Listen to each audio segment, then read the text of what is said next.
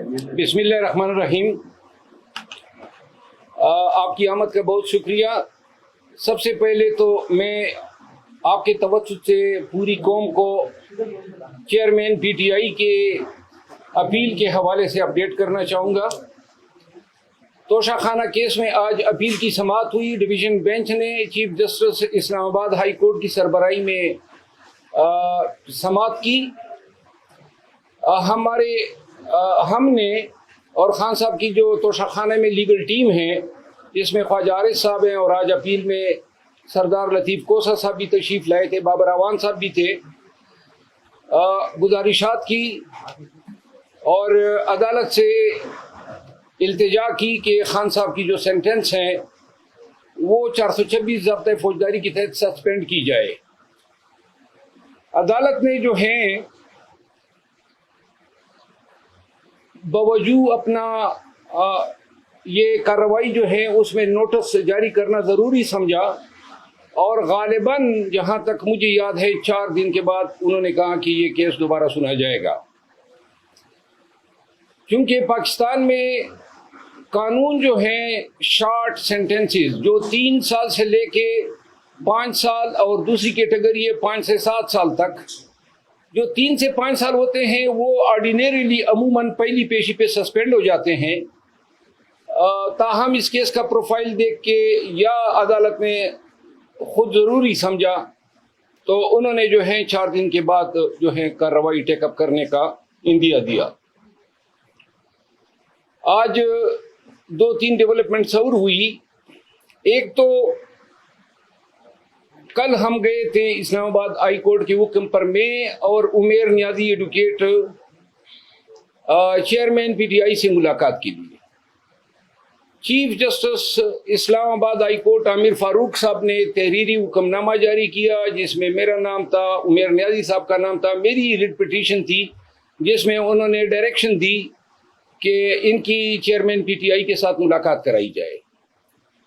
حکم نامہ تحریری طور پہ مصدقہ نقل ہمیں تاخیر سے ملی۔ جو جب ہم وہاں پہ پہنچے تو تقریباً 7 اور 7:30 کے بیچ کا ٹائم تھا، جس پر جہاں پہ ناکہ لگا ہے پولیس کا، وہاں انہوں نے ہمیں روکا اور کہا کہ جی ہم اطلاع کرتے ہیں۔ کوئی 1 گھنٹے کے بعد جو ہے ڈپٹی سپرنٹینڈنٹ اب جیل سپرنٹینڈنٹ کا یہ پیغام لے کر آئے کہ چونکہ 6 بجے ہم کلوز کر چکے ہیں گنتی، تو لہذا ملاقات نہیں ہو سکتی ہے۔ چونکہ خود ہم اس قانون کے پیشے سے وابستہ ہے اور ہمیں ان کی مجبوریوں کا ادراک تھا، تاہم انہوں نے پھر ہمیں کہا کہ آپ مزید انتظار کر لیں، اگر سپرنٹینڈنٹ صاحب جو ہیں وہ آپ کو اجازت دے۔ انتظار BCR کے باوجود ہمیں اجازت نہیں ملی۔ یہاں پہ ہماری کمٹمنٹس تھی اسلام آباد میں، تو ہم وہاں سے روانہ ہوئے اور اسلام آباد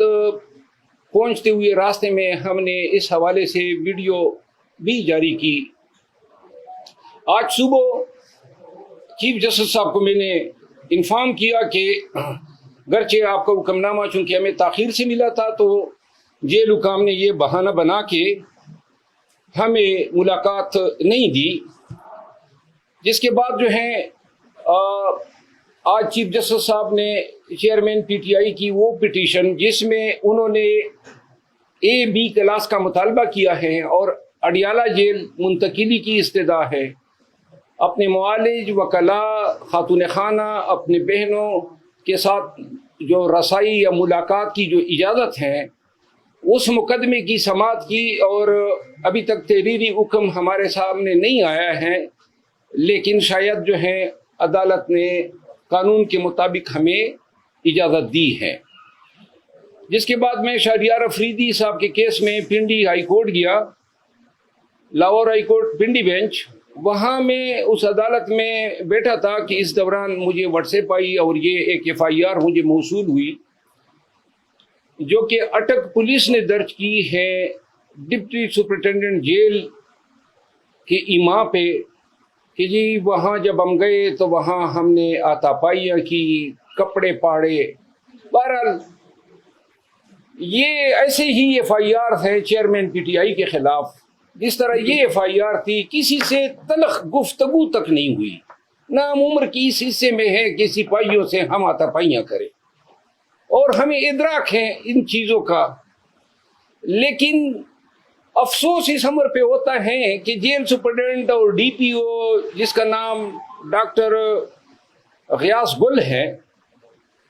یہ کمپنی کے اعلی کار بنے اور ان کی ایما پہ انہوں نے ہم پہ یہ ایف آئی آر درج کی۔ ایف آئی آر میں الزامات ہیں، اور ہم یہ ایک چیز ان کو داد دیتے ہیں کہ تھوڑی سی شرافت یہ دکھا دی، اور جس کے یہ مستحق ہیں کہ کپڑے پاڑنے کا الزام چلو مرد کا لگا دیا ہے، شکر ہے کسی رشتہ دار خاتون کا الزام نہیں لگایا۔ ڈاکٹر غیاث گل جو ہے، اس نے مجھ سے تھوڑی دیر قبل انہوں نے مجھے کال کی، میں ٹائم بتا دیتا ہوں، اور چونکہ وہ اسلام آباد میں کافی عرصہ ایس پی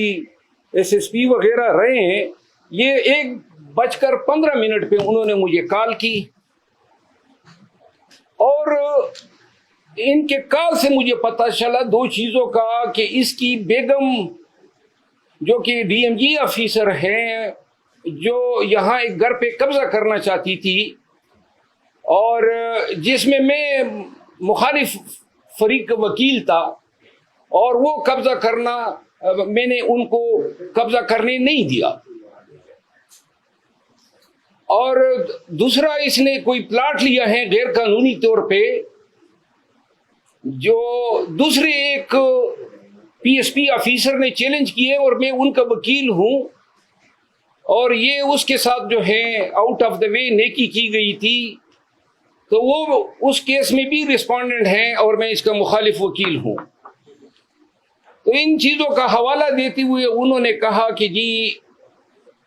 آپ کو اندازہ ہو گیا ہوگا، تو میں نے ان کو کہا کہ محترم مجھے تو یہ ان چھوٹی چھوٹی چیزوں کا علم نہیں ہوتا ہے، لیکن آپ کی اتنی اوقات نہیں ہے کہ آپ مجھ پہ ڈائریکٹ ایف آئی آر کرے، اگر آپ کی پشت پناہی وہ لوگ نہ کر رہے ہو جو آج کل پورے پاکستان میں لوگوں پر ایف آئی آر کر رہے ہیں۔ انہوں نے مجھے فون پر دھمکیاں دینے کی کوشش کی، جس نسبت میں نے تھانہ سیکریٹریٹ میں ان کے خلاف دھمکیاں دینے 25D ٹیلی گراف ایکٹ کے تحت ایف آئی آر کرنے کی درخواست کی ہے۔ ساتھ ہی چونکہ ان لوگوں نے قانون کا مذاق اڑایا ہے، اور ہائی کورٹ کے حکم پہ ہم گئے تھے، ملاقات آپ نے نہیں کرنی دی، اس کے بعد اس حد تک آپ لوگوں کا گر جانا ان اداروں کے لیے کہ آپ یہ الزام تراشیاں کر رہے ہیں۔ اب یہ چیز آج کی پہلی واردات نہیں ہے، میں نے 15 دن پہلے میڈیا کے ساتھ ٹاکس کے ذریعے آپ کو آگاہ کیا تھا کہ ہمیں دھمکیاں مل رہی ہیں، یہ ہمیں کام سے خان کی چیئرمین پی ٹی آئی کی وکالت کرنے سے روکنا چاہتے ہیں۔ چیئرمین پی ٹی آئی کے تقریباً 30 کے لگ بھگ مقدمات میں ان کا وکیل ہوں، اور یہ ایسے کرتوتوں کے ذریعے چیئرمین پی ٹی آئی کو اور ان کی لیگل ریپرزنٹیشن سے محروم کرنا چاہتے ہیں۔ کیا ضرورت پڑی ہے ان کو ایسے حرکتیں کرنے کی؟ کیا سپریم کورٹ آف پاکستان کا ایک وکیل آپ کی اس 506 کے مقدمے سے ڈر جائے گا؟ کیا آپ ایسے حرکتیں کر کے عدلیہ کو، پاکستان بھر کے بار ایسوسیشنز کو کیا پیغام دینا چاہتے ہیں؟ ہم وکالت کرتے ہیں قانون کے دائرے میں رہتے ہوئے، جو قانون نے ہمیں حق دیا ہے ملزمان کو یا انڈیویجولز کو ریپرزینٹ کرنے کا۔ اگر یہ طریقے آپ اپنائیں گے تو یہ اس قانون سے بھی متصادم ہے، اور پورے پاکستان کے وکلاء کے حقوق کو سلب کرنے کی کوشش ہے۔ یہاں میں آپ کی توسط سے ایک دفعہ پھر بتانا چاہتا ہوں کہ 1000 FIR کر لیں اور دروگوئی کی پہاڑ کھڑے کر دیں،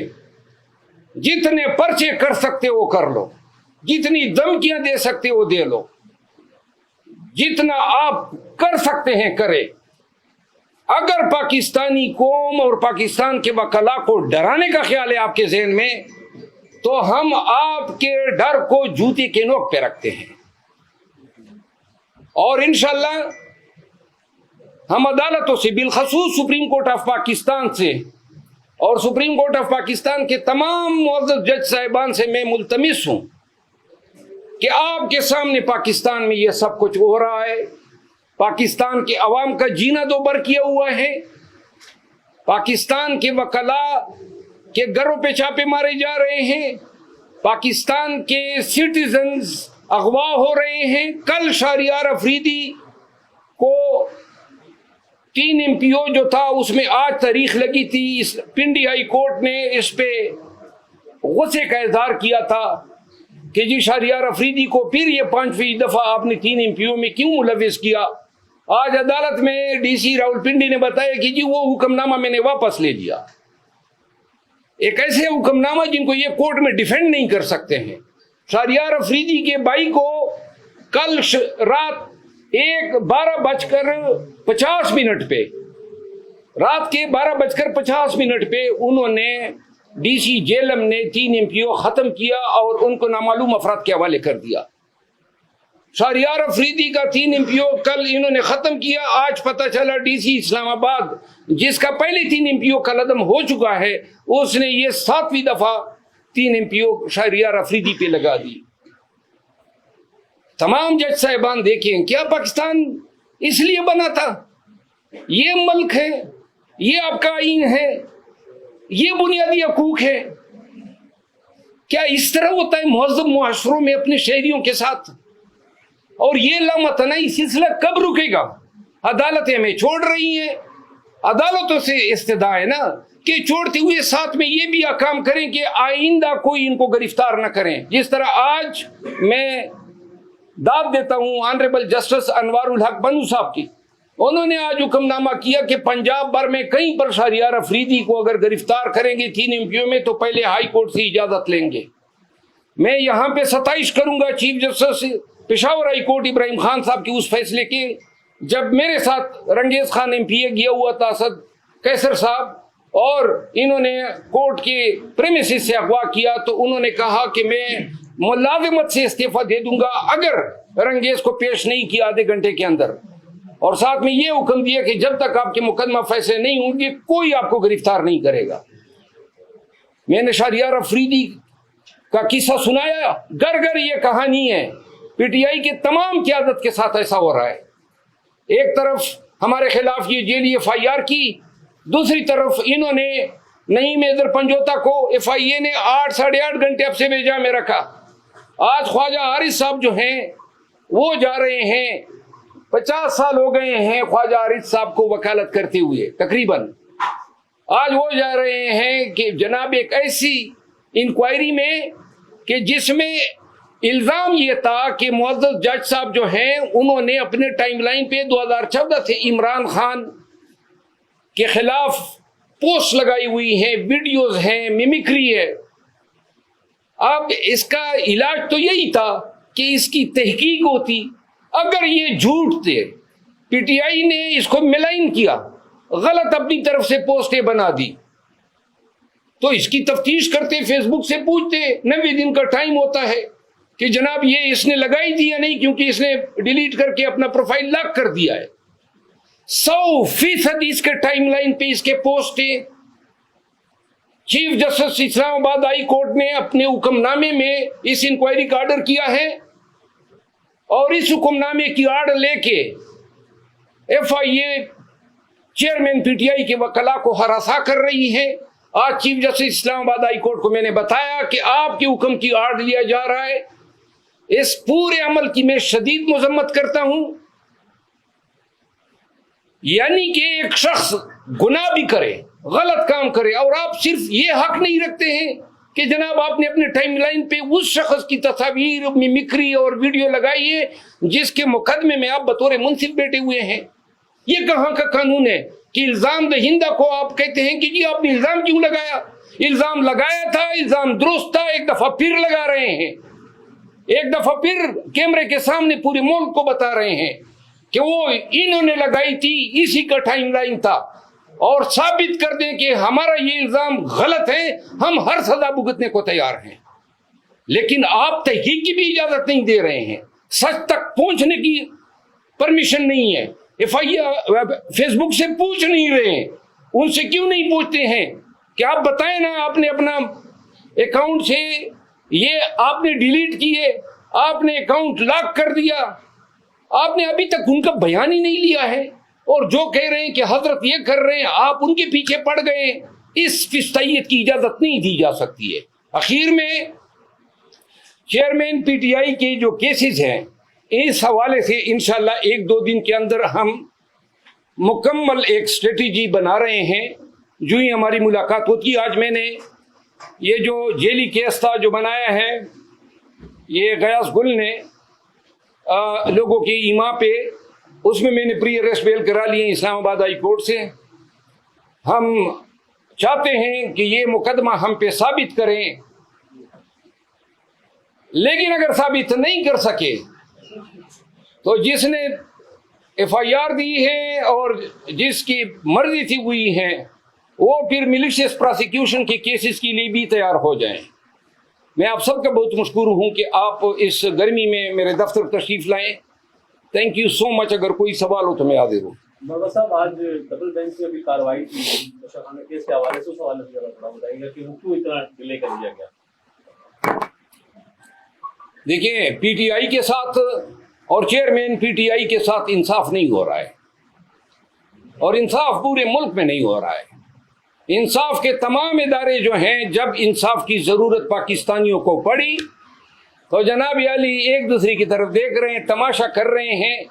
کوئی اس کے آگے بند باندھنے والا نہیں ہے. اور اب پورے پاکستان کے وکلا کو میں پیغام دینا چاہتا ہوں کہ یا تو ہم نے تاریخ کے اس سمت پہ کھڑا ہونا ہے جہاں پہ وکلا ہمیشہ سے ظلم اور جبر کے خلاف سیسا پلائی ہوئی دیوار بنی ہے، یا پھر ہم نے یہ آنے والے اخلاف کو بتانا ہے کہ آپ کے اسلاف وہ تھے جو ڈر کے مارے کونے خطروں میں چھپ گئے.